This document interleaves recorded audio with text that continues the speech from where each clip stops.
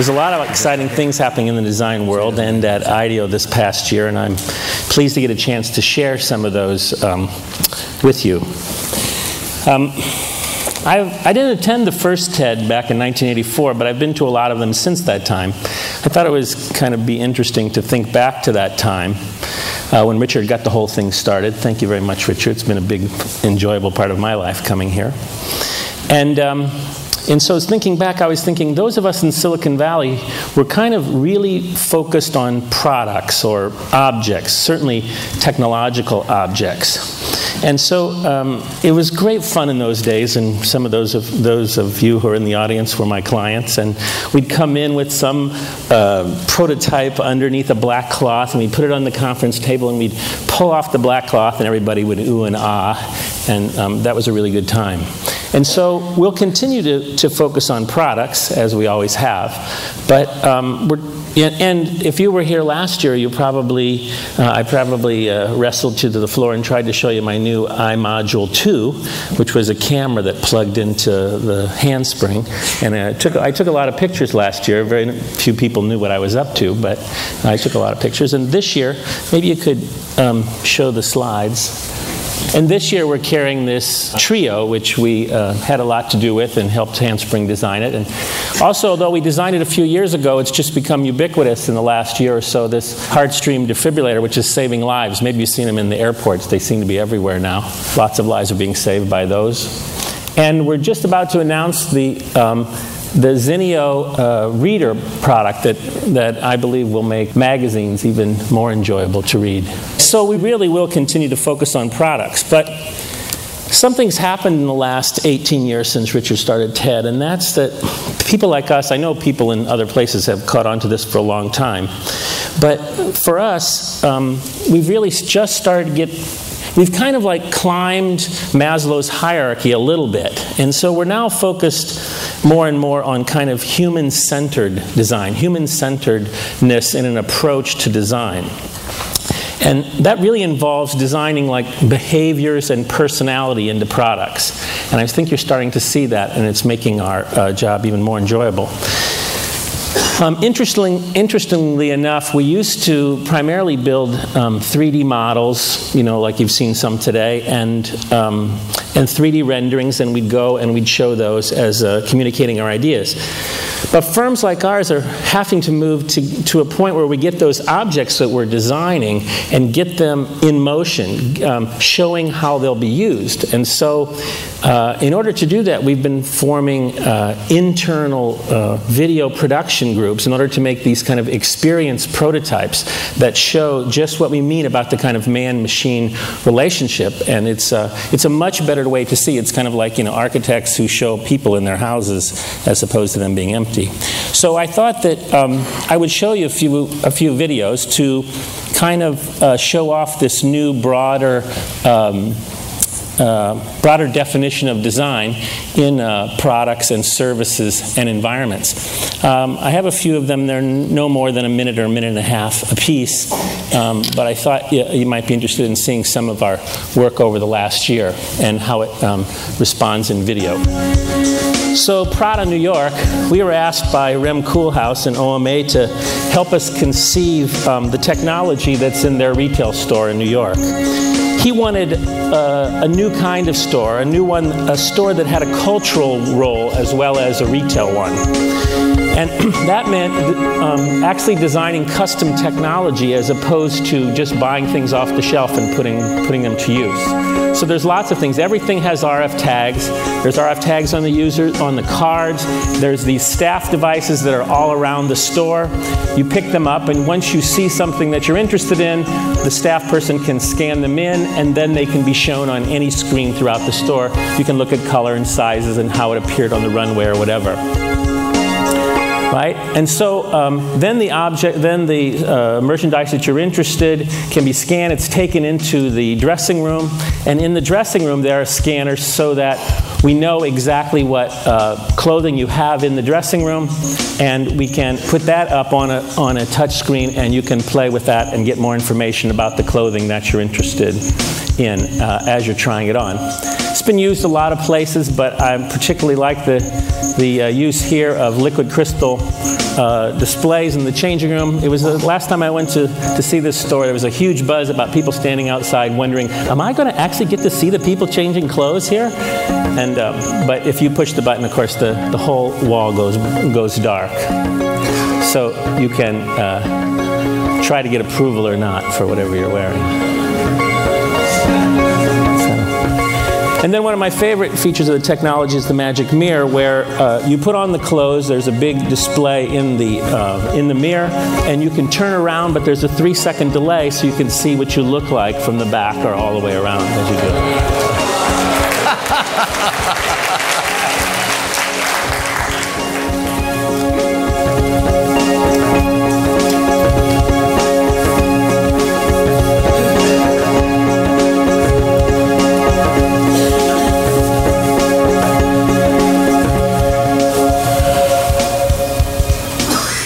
About a year and a half ago, we were asked to design an installation in the museum. This is a new wing of the Science Museum in London, and it's primarily about digital and biomedical issues. And a group at IDEO의, which is now part of IDEO, designed this interactive wall that's about 4 stories tall. I don't know if anybody's seen this. It's pretty spectacular in the room. Anyway, it's based on the London subway system, and so you can see that these are, the goal was to bring some of the feedback that the people who had gone to the museum were giving and get it up on the wall so everybody could see, for everybody to see. So you enter your information, and then like this London tube system, the little trains go around with your, what you're thinking about, and then when you get kind of to a station, it's expanded so that you can actually read it. Then when you exit the IMAX theater on the 4th floor, mostly teenagers coming out of there, there's this big open space that has these tables in it that have interactive games, which are quite fun, also designed by Durrell and Andrew of IDEO의. And the topics include things that the museum is about, male fertility, choosing the sex of your baby, or what a driverless car might be like. There's lots of room so people can kind of come up and kind of understand what it is before they get involved. And also, it's not shown in the video, but these are very beautiful. They go to the top of the wall, and when they kind of reach all the way to the top after they've bounced around, they kind of disperse into bits and kind of go off into the atmosphere.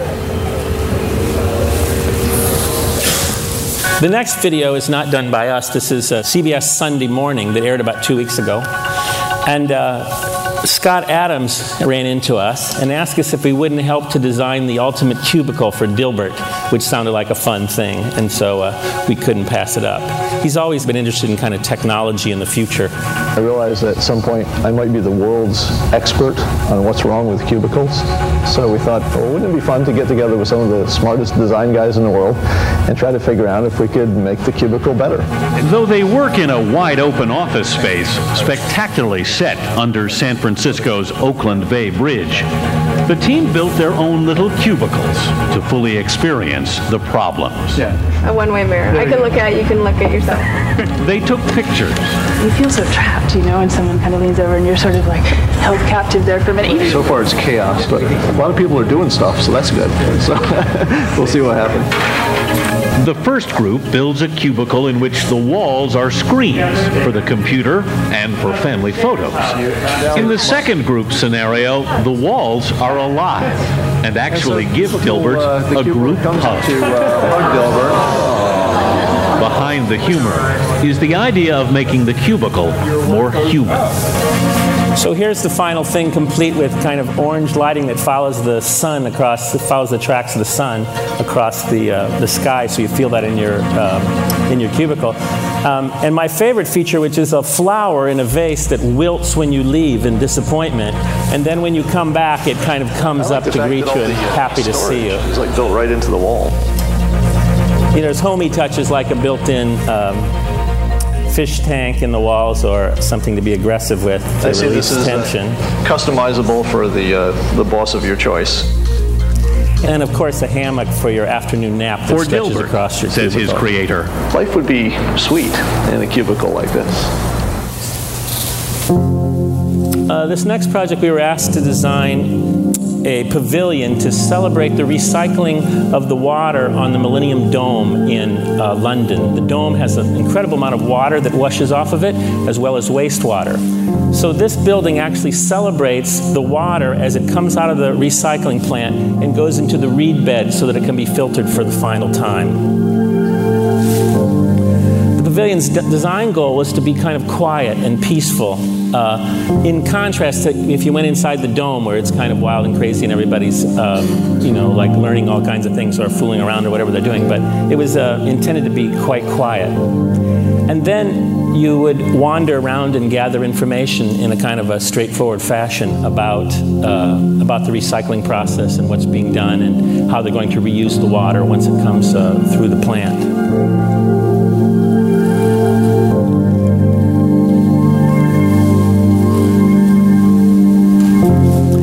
Then if you saw, I should have said, the panels actually rotate so you can get information on the front side, but as they rotate, you can see the actual recycling plant behind with all the machines as they actually process the water.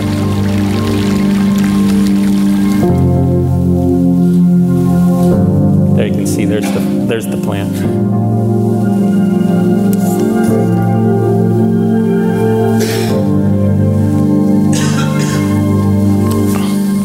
These are all very low-budget videos, like quick prototypes. So we're announcing a new product here tonight, which is the first time this has ever been shown in public. It's called Spyfish, and it's a company called H2I, started by Nigel Jagger in London. And it's a company that's trying to bring the experience. Many people have boats or enjoy being on boats, but a very small percentage of the people actually have the capability or the interest in going under the water and actually seeing what's there and enjoying what scuba divers do. This product has two cameras. You throw it over the side of your boat, and and you basically scuba dive without getting wet. For us, there's the object. For us, it was a kind of two projects. One, to design the interface so that the interface doesn't get in your way. You can have that kind of immersive experience of being underwater, of feeling like you're underwater, seeing what's going on. And the other one was to design the object and make sure that it was a consumer product and not a research tool. And so we spent a lot of time. This has been going on for about 7 or 8 years, this project, and just ready to start building them. The Spyfish is a revolutionary subaquatic video camera. It can dive to 500 feet to where sunlight does not penetrate and is equipped with powerful lights. It becomes your eyes and ears as you venture into the deep. The battery-powered Spyfish sends the live video feed through a slender cable. This slender cable was a huge technological advancement and allowed the whole thing to be the size that it is. And a central box connects the whole system together. Maneuvering the Spyfish is simple with the wireless remote control.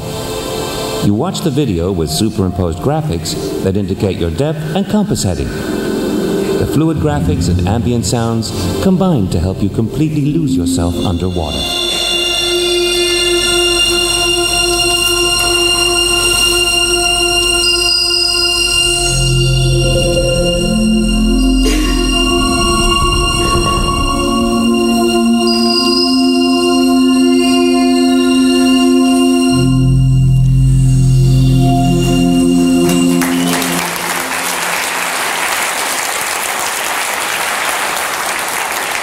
And the last thing I'll talk about is Apritech, which is a project I'm very excited about.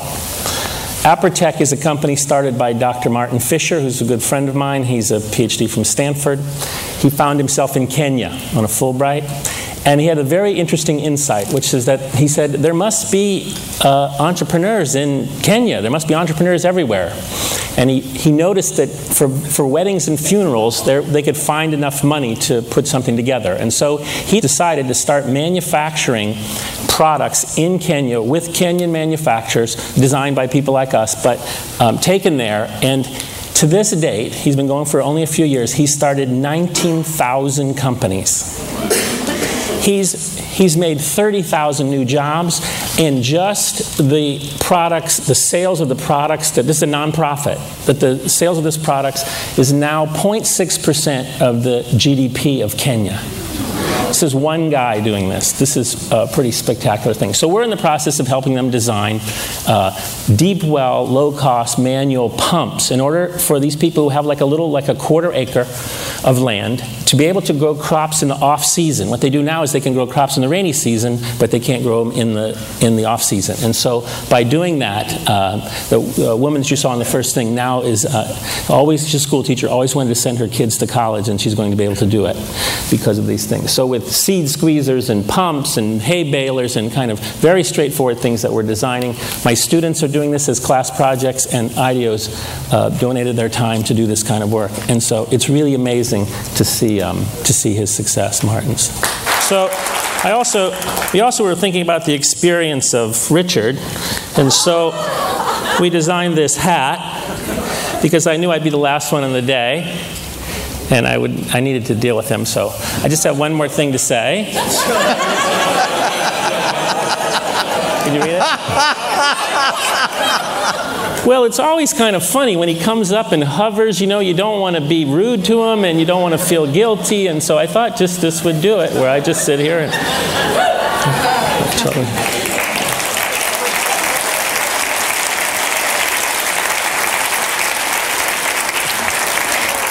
So we saw a lot of interesting things being designed today in this session, and from all the different presenters, and in my own practice from Prada to Apritech. It's really exciting that we're taking a more human-centered approach to design, that we're including behaviors and personalities in the thing we do, and I think this is great. Designers are more trusted and more integrated into the business strategy of companies, and I have to say, for one, I'm feel very lucky that the progress that design has made since the first TED. Thanks a lot.